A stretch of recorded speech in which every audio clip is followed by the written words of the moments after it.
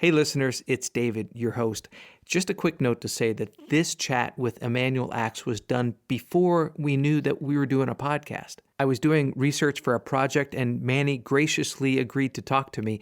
And as you'll hear, he's awesome. So here it is. It's a little shorter than our other episodes and not as structured, but I think anytime you have a chance to hear someone like Emanuel Ax play or speak, you should listen.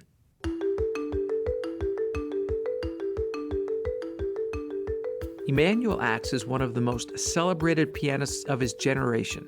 His solo and chamber music recordings have earned him 8 Grammy Awards, and throughout his 50-year career, he's never stopped looking for new ways to make the piano sing. The thing I love about the piano is that there's no one sound. We try to make it sound like a singer, sometimes like a percussion section, and sometimes like a grand string ensemble. So that's where piano sound comes from. It comes from listening to what you'd like to hear. You're listening to Speaking Soundly, the podcast that explores the art of artistry. I'm your host, David Krauss, principal trumpet of the Metropolitan Opera. As a musician in New York City, I get to perform with some of the world's greatest artists every night. During each episode, you'll hear me speak with these inspiring performers as we lift the veil on talent to hear about their process and the personal journey that led them to the stage. Hi. Manny, hi. Good to see you. How are you?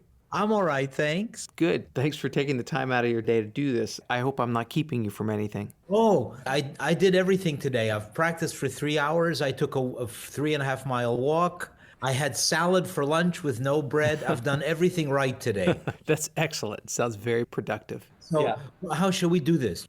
Well, I have a few questions. I guess we'll start at the beginning. What's your earliest memory of the piano? My earliest memory was that I was born in the Soviet Union, and we had somehow in the apartment that we took over, it was a crazy way to live. There were 2 families in one small apartment, and that was par for the course over there with virtually no housing to be had. And for some reason, there was a little upright piano in the living room of that apartment.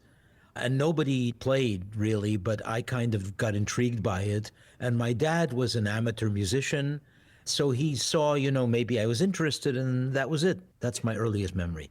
So essentially your father was your first teacher. He started you off? He was a musical guy, so he could point things out. But I had a teacher when I was 6. They got me a teacher from the neighborhood whom I studied with for a few months. And then when my dad saw that I really was interested, he took me to a central music school, because they had a system, they probably still do, of various elementary schools that were connected to a discipline. So the elementary school that I went to had music as a discipline. That was when I was about 6. And then when I was 7, my family moved to Warsaw, to Poland. And again, there was the same kind of situation. There was a music school, which still exists, on a street called Miodowa ulica, which is Honey Street. And I've been there a few times. I guess you could call it a charter school, but their system was to have various emphases. Some were sports, some were music, some were science, depending. Mm-hmm. So with that kind of specialized education, were you expected to be this really serious, dedicated piano student at such a young age? Did your teachers demand a lot from you? I think there was an emphasis from my teachers, who were very kind. I had a lady in the Soviet Union and a lady in Poland until I was about 10 and we moved to the West. They were very kind people, but also managed to somehow make it very serious. Wonderful teachers. They got that combination, I think, kind of just right. So there were times when I didn't feel like doing it, but they were fairly insistent, and my father was fairly insistent, on doing it every day, but not a lot. I didn't practice a lot when I was a kid. And at what point along the way did you think this is what I want to do? I think around the time I was 13, 14, maybe, I started thinking about making this my life. I started having fantasies about playing on the stage of a big hall or with a big orchestra. And I had gone already many, many times to Carnegie Hall. And I liked that, I liked the look of it from the balcony. And I thought it must be wonderful to be down there. And when I was 12 years old, I still remember I was very lucky. There was a wonderful man named Stewart Winter. I'm sure you didn't know him, but he was the Carnegie Hall manager. And he saw me hanging around backstage, maybe, or at rehearsals. And he asked me, what do you play? I said, I play the piano. And he said, well, you want to try the piano on the stage? There was a piano on the stage. They kept one in the corner of the hall when it wasn't being used. So I got to play a little bit on that stage when I was 12 or so, on the stage of Carnegie with nobody in it, of course. That's amazing. And was the sound of that piano in an empty Carnegie Hall just music to your ears? I was struck by the look, much more than the sound. I wasn't so aware of the sound, I don't think. When you looked up from that stage, saw the place, you've done it. Yeah, it's beautiful. I think the best view is from the stage looking out. Sure. Which pianists did you go see there, and who made an impact on you? Rubinstein played there just a few months after we got to New York. Him I heard endlessly, over and over and over, all the way through until I was maybe 26. I think that was the last year that Rubinstein played a recital in New York.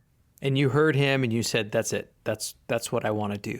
That was the fantasy, to see these people in tailcoats. I didn't know it was a tailcoat, but a uniform, and appearing there and people listening to this and hearing beautiful music. So it was the combination of the music really affecting me, the whole atmosphere of the place and of the attention that was being paid to the musician and all of that. For somebody in a different profession, would be like going to Yankee Stadium. You look down there and you say, I would love to be on the field. Right. Put me in, coach. I'm ready to go. At this point, you're a dedicated piano student, and this is everything in your life. Did you ever feel like there weren't enough hours in the day to fit in a social life and having friends and being a normal teenager? No, most of the thing is, by then, most of my friends really were in music. I was going to Saturday Juilliard Prep, and those were the people I met. So when I was 15, I met my friend who's my friend now, Garrick Olson, and we spent a lot of time together. We went to a lot of concerts together. There were a lot of other kids at the school, violinists, cellists. So that was really my life. And did you play sports? I would imagine just the fear of jamming or breaking a finger would keep you far away from the basketball court, for example. Yeah, I used to try and play basketball. And so I jammed my fingers a few times. I'd sprain one finger, sprain another. I once fell off a bike and hurt my elbow. I think just a chip, it wasn't broken. But yeah, a few things. I'm generally careful, but not specifically of my hands. I think I'm much more careful now because of my age. I would be on stage, for example, and during rehearsal, jump down and listen to the orchestra. I would jump from the stage down, I don't do that anymore. This past year, I've been watching Jacques Pepin videos, for cooking. So he's the one he's Mr. Careful. Tells you about the grip, with the cutting of the knife and so forth. But I don't really worry so much about I've never worried about my hands particularly. Right. I guess it's good to not be obsessive about things that you can't control anyway. Well, I have obsessive compulsive syndrome to a very small degree. So, for example, I know the number of steps in every subway station that I use in New York, because I always have to step off with my left foot. Okay, hold on. So if you're getting off the subway at 66th Street, Lincoln Center. That has 16 steps. Okay, I got to write this down. But they may have, you have to remember, they may have repaired it. Did that on 86th Street, and they went from 17 to 18. Really? They changed, starting out with a different foot. So it's a couple of things, but it's very small. I don't have a huge amount of it, but I understand a little of it. But that's really my only foible. Well, it seems to be working out for you. Let me ask you, since you don't travel with your own instrument as a pianist, Among the different pianos you play throughout the world, what makes one particular piano sound and feel different from another? When you play, I'm sure you have exactly the same thing as I do. When you play an instrument, whatever you do physically is also reflected immediately by the sound you're getting in your ear from what you're playing. If I play a chord on the piano, I immediately adjust my hands. So it would be impossible for me, for example, to play physically the same on two pianos where one is a light touch, one is a hard touch, or one where the hammers are softer and the hammers are harder. I don't think it's possible to that degree to be mechanically that correct, to say I'm using the exact same weight on this and on this. So basically, it's you reacting to the mechanical nature of the instrument that's changing the sound? Yes, I mean, it's the keyboard, the hammer, the speed of the action, all those things play into it. The sound you're getting and the feeling of your hands. And that's the connection you're looking for. This is a beautiful piano, means the connection between what you're doing and what comes back at you is a very pleasing one. So there's no magic in the wood of the piano. The magic is in how you're playing it, the way the hammer hits the string. Exactly. I'll give you an example of what happens all the time. You go to the Steinway basement, you pick a piano, you say, I love this piano. You get to the hall where you're playing, and you say, they sent the wrong piano. And they show you, well, here's the number. It's number 125. Right. 125. And you say, okay, but this doesn't sound like that. So the hall feedback to your ear is another thing, which is why, for example, I've stopped picking pianos to take to Carnegie Hall. I just play what's in Carnegie Hall. I've had too many experiences of where I've gone to pick the piano and it arrives and I said, this is not what I picked. I don't like it. Do you ever get piano anxiety over not knowing which piano is where and what the piano is going to be like when you show up to play it? I think I actually worry about it a lot less than my colleagues, some colleagues. Garrick and I are very much the same in that respect. We don't really worry about it. Our feeling is we will come there. If there's a choice of pianos, we'll pick the one we like better. If there's no choice, we'll play what there is. So we don't worry about it. And other people, I have friends who write to me, and they'll say, I know you played this year in Schenectady. I have a recital there 12 months from now. How's the piano? And so I write back, I say, the piano seemed good to me. I like the piano. Of course, in 12 months, I don't know what it's going to sound like, first of all. I don't really know how he is going to feel that day. These are all, so all of these issues are very difficult for certain people and easy in the sense of trusting to fate for other people, which I do. When I go to Cleveland, I don't worry because they have good pianos. And that's the other thing, that when you have a situation where it's a good piano, you can adjust. It kind of happens. You say, oh, this is a wonderful piano. It's quite bright. So I don't have to do this or I don't have to do that. The bass is very big. So I should be careful not to drown out my fifth finger of the right hand. It sounds like you enjoy this challenge, really. It's like it's a puzzle that you're putting together while you're performing. That's absolutely how I feel. It's a creative process. It helps you hear things that you wouldn't hear otherwise. That's also important, where you suddenly realize that the tune comes out differently here. Maybe that's good. Or maybe it's not good and I have to do something about it. So you make friends with the instrument. The instrument becomes, for a pianist, I think the instrument becomes part of the practicing process. You've been touring for decades, playing in the world's greatest concert halls. Do you have any favorite places to play? I wouldn't say a favorite place. It's the usual suspects. You probably know the same halls I do, and you like the same halls. Carnegie Hall's a great place to play. The Concertgebouw in Amsterdam's a wonderful hall. The Berlin Hall is wonderful. There are a number. Disney Hall in LA is wonderful. Sometimes people will say, this is such a wonderful hall, you can just play. I don't believe there's any place like that. I think wherever you are, you have to make some adjustment to where you are. Now, there's no ideal. I've never considered the fact that when I hear you perform, you're not playing on your own personal instrument. I think we, in a way, pianists grow up with it because we never carry our instrument, which of course is a huge difference. So it's a different thing. You have different ways of dealing with it.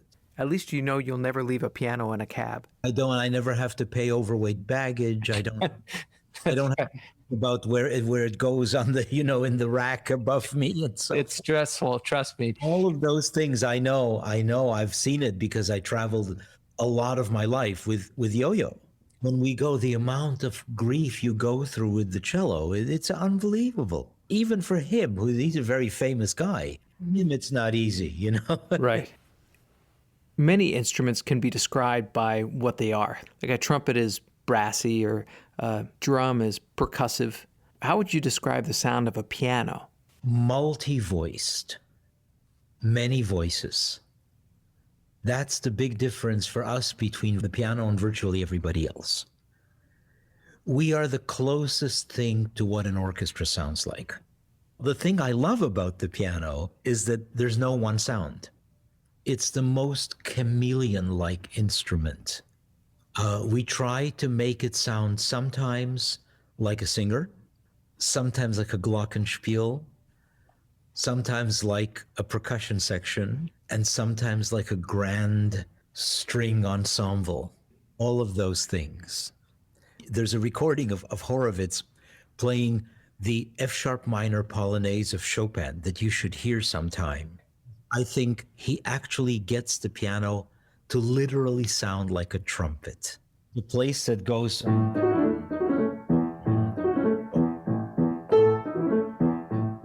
There's that one note, that A.